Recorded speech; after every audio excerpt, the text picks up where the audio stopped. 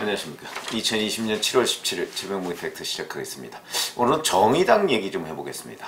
그러니까 박원순 서울시장 문제하고 관련해서 정의당이 지금 심각한 내용을 겪고 있는데, 심상정 정의당 대표에 대해서 정의당 대표가 그 사과한 데 대해서 공식적인 그런 문제제기도 있었고, 또 심상정 정의당 대표가 이건 실패한 메시지였다, 이런 걸 주변에 인정을 했다, 뭐 이런 얘기도 나오고, 그 다음에 당원 게시판에도 보면 이런저런 그 분란이 일고 있습니다. 그게 무슨 얘기냐면, 박원순 전 서울시장 조문 문제하고 관련해서 당내의 비례대표 초선 의원들이죠, 류호정, 장혜영 이런 의원들이 이제 조문 거부 의사를 밝혔습니다. 그거는 뭐 우리 다 익히 알고 있다시피 자기들이 조문을 거부하는 이유는 우선 이 미투 사건의 피해자, 그 피해자 이 편에 적어도 나는 있어야 되겠다, 뭐 이런 입장을 밝히면서 조문을 거부했거든요.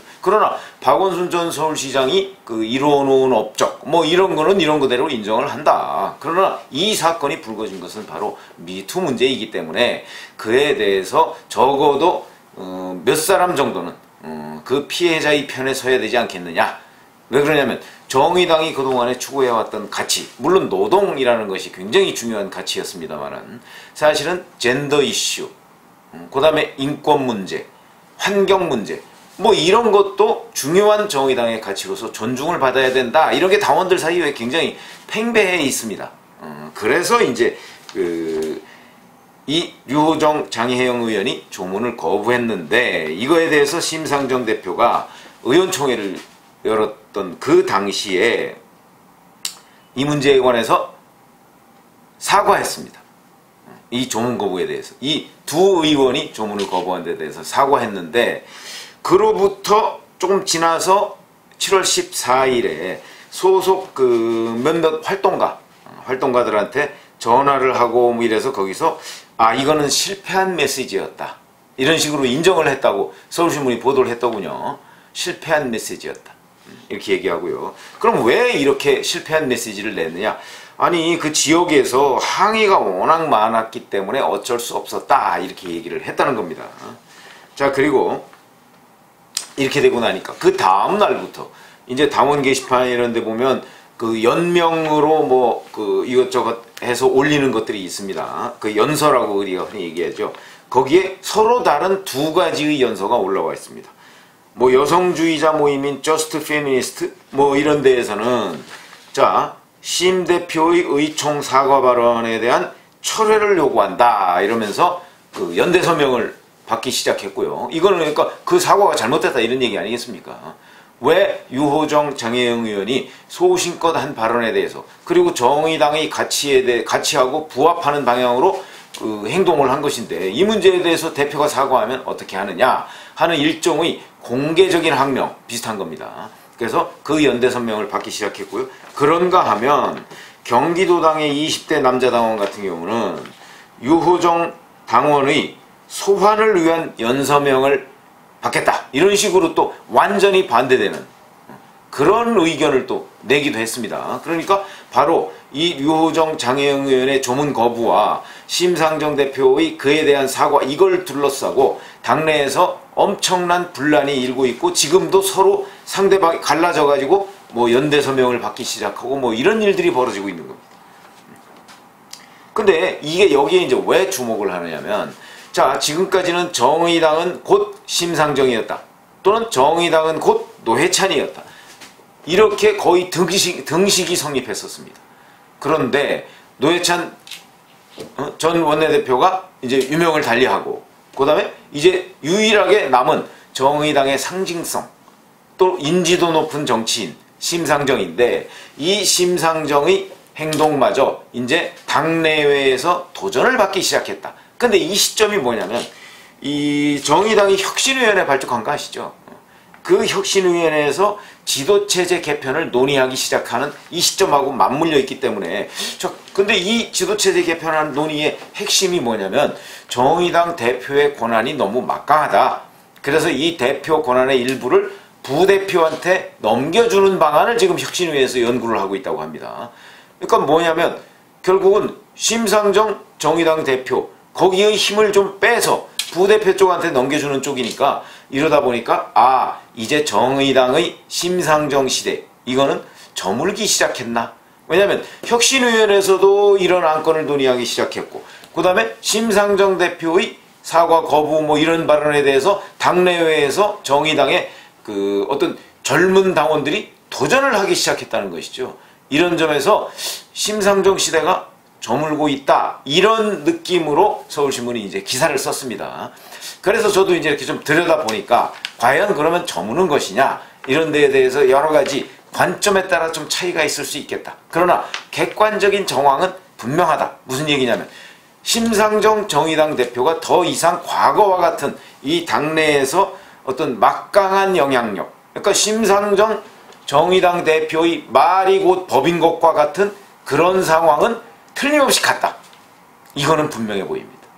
그게 왜 분명해 보이냐면 지금 서로 다른 두 개의 연대 서명, 그게 이제 지금 추진 중이죠. 지금까지. 근데 오늘 아침에 보면 박원석 정의당 정책위 의장이 또 공개적으로 정의당 심상정 대표를 저격했다고 이제 흔히 언론에서 표현을 쓰는데 이게 무슨 얘기냐면 KBS 인터뷰에 나와서 이렇게 얘기했습니다.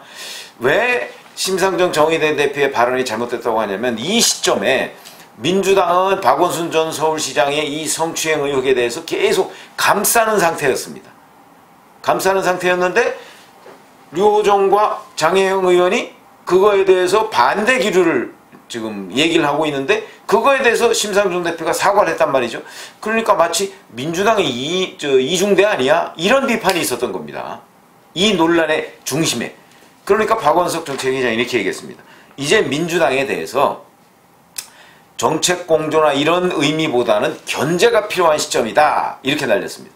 이거는 정의당의 정체성 문제에 대한 어떤 재점검 이런 의미도 있지만 결국은 심상정 정의당 대표에 대한 견제구 이렇게 봐야 될 것입니다. 심상정 정의당 대표가 사과, 이 류호정 장혜영 의원이 조문 거부에 대해서 사과한 것이 결국은 민주당 이중대라는 것을 국민들한테 보여준 것 아니냐. 이건 잘못된 시각이다 라는 관점에서 얘기를 한 것으로 해석이 됩니다.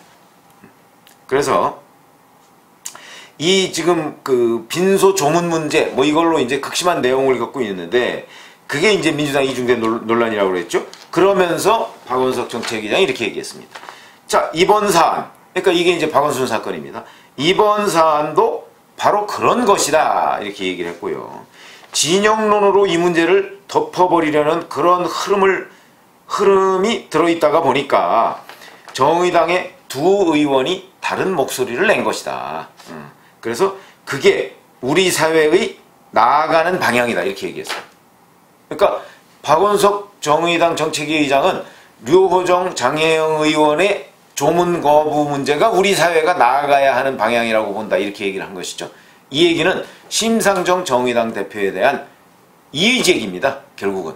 그러면서 자, 심상정 대표의 사과는 실패한 메시지다 이렇게 얘기했습니다. 그러니까 심상정 대표가 소속 활동가들한테 얘기했다는 그 실패한 메시지라는 것과 결국은 맥락을 같이 하는 이런 입장을 라디오에 나와서 정책위장이 공식적으로 밝혔습니다.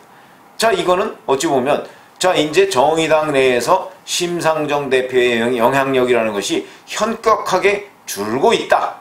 더군다나 이 시점에 아까 말씀드렸듯이 혁신위원회에서 대표의 권한을 일부 허물어서 부대표한테 넘기는 방안을 연구하고 있는 이 와중에 바로 이런 얘기가 나왔다는 것은 역시 이제 심상정 정의당 시대도 저물고 있다 이렇게 평가를 해도 크게 틀린 얘기는 아니다 이렇게 얘기를 할 수 있는데 자, 그렇다면 제가 여기서 말씀드리는 것은 진짜 저무는 것이냐, 진짜 이 단기간 내에 심상정 정의당 시대는 이제 완전히 저물고 다른 시대가 오는 것이냐, 이제 이런 톤으로 서울신문이 기사를 썼는데 저는 꼭 그렇게 보지는 않습니다.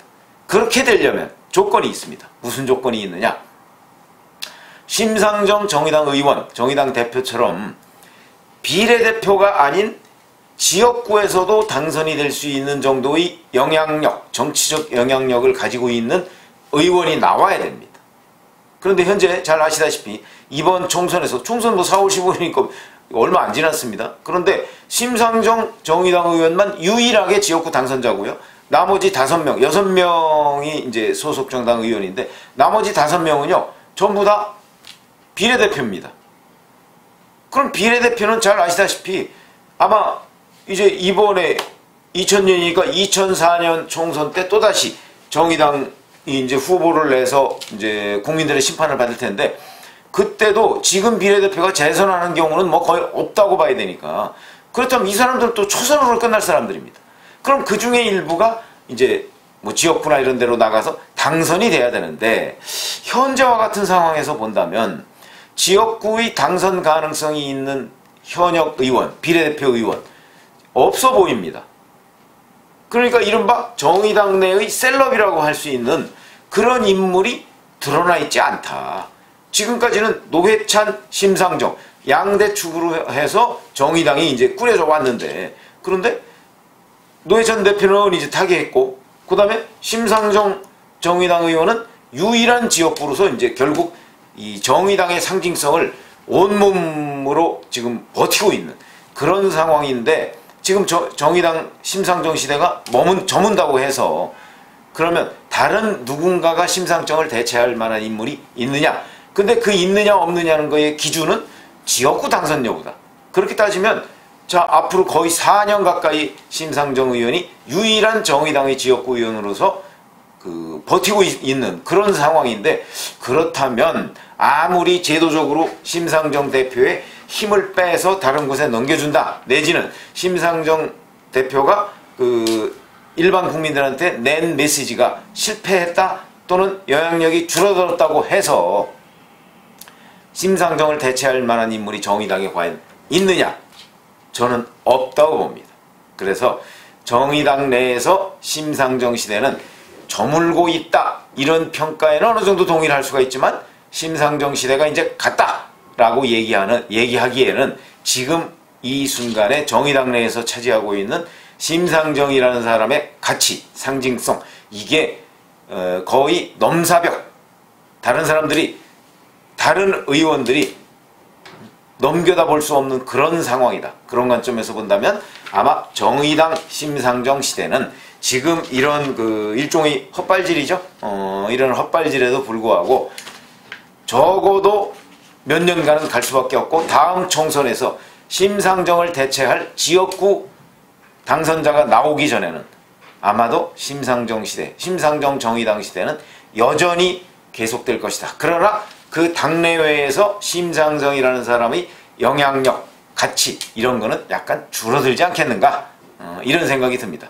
그래서 심상정 정의당 시대를 마감하려면 이 당내에서 빨리 지역구 의원, 지역구에서 당선될 수 있는 사람이 나타나야 한다. 그렇지 않으면 정의당 이퀄 심상정 이 시대가 계속 갈 수도 있다. 이런 생각이 듭니다. 그래서 일각에서 뭐 시대가 저문다 뭐 이런 보도를 했길래 제가 보건대는 글쎄 그 저물려면 좀 조건이 있다 라는 것을 말씀드렸습니다. 감사합니다.